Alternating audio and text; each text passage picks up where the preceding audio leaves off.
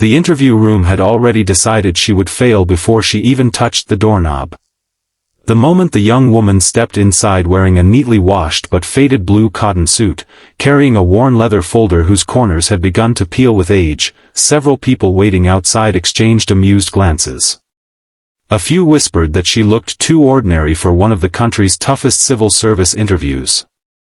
Some quietly assumed she had come only to complete the formality before returning to the small forgotten village she had come from. Even inside the interview hall, one member of the panel briefly looked at her simple appearance and wondered if she had entered the wrong room. No one imagined that within the next hour, the same room would fall completely silent, not because of her clothes or background, but because of the strength hidden behind her calm eyes and the remarkable answer that would change everyone's opinion forever. Before we continue this unforgettable journey, if you believe kindness, determination, and second chances can change lives, please take a moment to like this video, share it with your loved ones, leave a comment telling us where you're watching from, and subscribe to Little Kindness Tales so you never miss another inspiring story. The girl's name was Meher Rahman, 24 years old, raised in the tiny farming village of Nurabad where dusty roads stretched between old mango trees and green wheat fields. Every morning sunlight painted the village in soft colors while birds filled the air with hopeful songs, but behind that peaceful beauty lived families who struggled every day just to survive. Meher's father had once been a respected schoolteacher whose greatest dream was educating every child in the village, but a sudden illness slowly took away his strength and left him unable to work. Her mother stitched clothes late into every evening while Meher tutored neighborhood children after finishing her own studies, earning just enough to keep food on the table. Electricity often disappeared for hours, yet she continued reading beneath a rechargeable lamp whose battery barely lasted through the night. Every page she studied carried the weight of her family's sacrifices. Unlike many students who attended expensive coaching centers in crowded cities, Meher prepared alone. She borrowed old books from retired teachers, copied notes by hand because she could not afford printed guides, and solved previous examination papers repeatedly until every mistake became another lesson.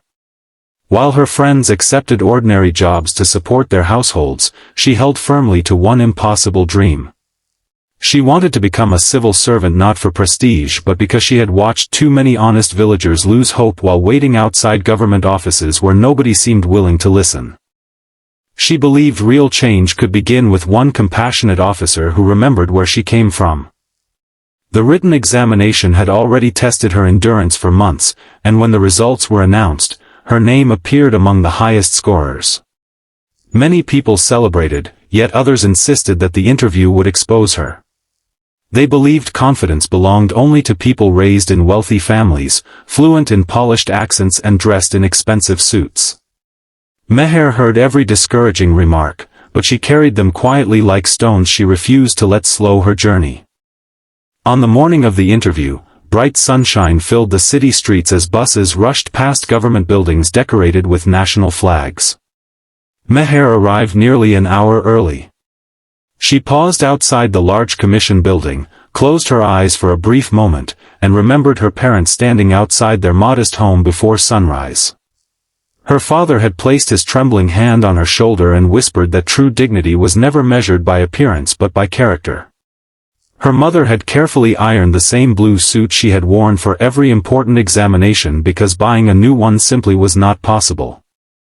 Inside the waiting hall, polished marble floors reflected the daylight pouring through enormous windows. Other candidates discussed international affairs, economic statistics, and constitutional law while adjusting expensive watches and tailored jackets. Meher quietly reviewed her handwritten notes, smiling politely whenever someone looked her way. One candidate glanced at her old shoes and softly laughed. Another asked whether she had mistaken the building for a scholarship office. She simply thanked them for the conversation and returned to reading, refusing to waste precious energy proving herself before the interview even began. When her name echoed through the corridor, her heartbeat quickened, yet her steps remained steady. The interview panel consisted of experienced officers known for asking difficult questions designed to test not only knowledge but judgment, integrity, and emotional intelligence. After welcoming her, they reviewed her application. They noticed her rural education, her family circumstances, and the absence of prestigious institutions on her resume. One member politely questioned whether someone from such limited opportunities could truly manage complex administrative responsibilities across diverse communities. Meher answered without hesitation. She explained that limitations had never prevented learning, they had only taught her to value every opportunity. She described studying beneath weak lights, walking several kilometers to borrow books, and teaching younger children because knowledge became stronger when shared. The room grew quieter as each response revealed thoughtful maturity rather than rehearsed perfection. The questions became increasingly challenging. They covered disaster management, public administration, ethical dilemmas, environmental protection, education reform, and conflict resolution. Instead of reciting memorized definitions, Meher connected every answer with practical experiences from her village. She spoke about farmers struggling through changing weather, children unable to attend school during floods, elderly citizens traveling long distances for basic documentation, and local volunteers solving problems through cooperation when resources were scarce. Every answer carried authenticity that could not be found inside textbooks alone. Then came the question that changed everything. One senior interviewer leaned forward and asked what she would do if political pressure demanded that she approve an unfair decision benefiting powerful individuals while harming ordinary citizens. The room became perfectly still. Several panel members watched carefully, expecting the cautious answer most candidates usually offered. Meher looked directly at each interviewer before responding. She said that public office was not a reward for passing examinations but a responsibility entrusted by millions of people who might never meet the officer serving them. She explained that every dishonest signature could quietly destroy a family's future, while one honest decision could restore hope for generations. She admitted that standing against pressure would never be easy and might even cost promotions or comfort, but losing integrity would cost something far greater. She finished by saying that governments become stronger not through fear but through citizens believing someone inside the system still remembers justice. For several seconds, nobody spoke. The smiles that had quietly dismissed her earlier disappeared completely. One interviewer slowly placed his pen on the table. Another nodded almost imperceptibly. They realized they were not listening to prepared speeches but to convictions shaped by hardship, compassion, and unwavering purpose. The remaining questions explored leadership and empathy. Meher described organizing free evening classes for village children, helping elderly neighbors complete government forms, and leading volunteers after seasonal flooding damaged homes. She never presented herself as extraordinary. Instead, she credited her parents, teachers, neighbors, and every challenge that had forced her to grow stronger. Humility became her greatest strength. When the interview concluded, she thanked the panel sincerely before leaving the room. Walking back through the hallway, she noticed that the same candidates who had quietly mocked her now watched with curiosity and unexpected respect. Some even wished her good luck. Meher smiled gently, understanding that respect earned through actions lasts far longer than respect demanded through appearances.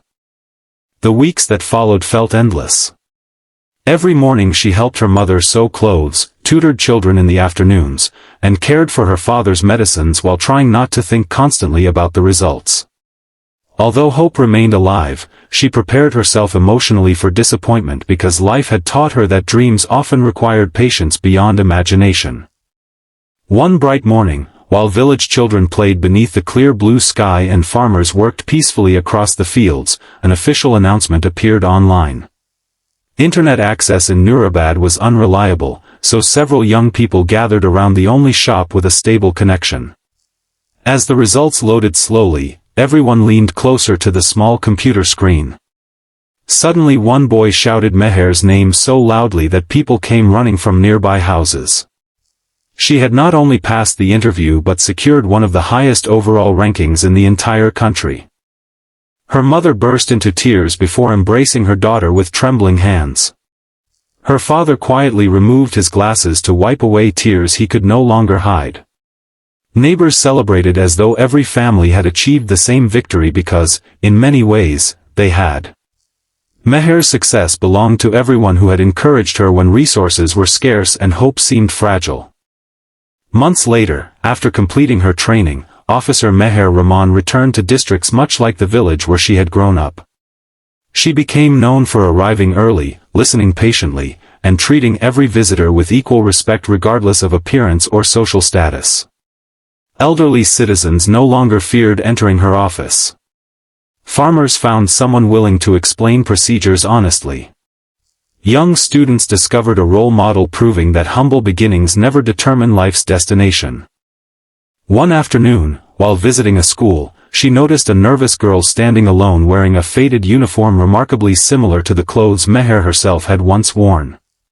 Instead of walking past, she sat beside the child and encouraged her never to underestimate herself because the world often judged too quickly. Watching hope return to that young face reminded Meher why every sacrifice had been worthwhile. Years later, one member of the original interview panel attended a public administration conference where Meher delivered a speech about ethical leadership. After the event, he quietly admitted that he had almost underestimated her because of first impressions.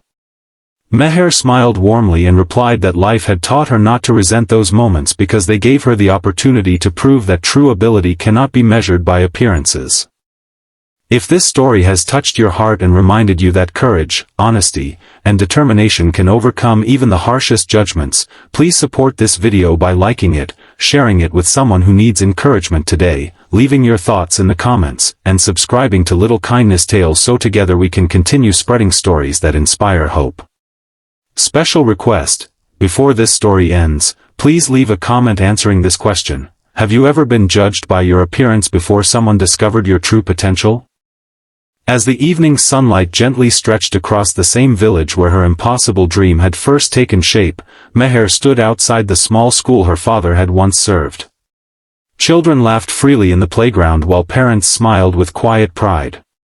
Nothing about the building seemed extraordinary, yet everything felt different because one determined young woman had refused to let poverty define her future or allow laughter to silence her confidence. The interview panel had expected another ordinary candidate. Instead, they discovered an extraordinary servant of the people whose greatest qualification was not wealth, connections, or polished appearances, but a heart shaped by compassion, resilience, and truth. Her journey became lasting proof that the loudest laughter often fades into respectful silence when genuine character finally speaks, and that the brightest futures are sometimes carried into the room by those the world underestimated the most.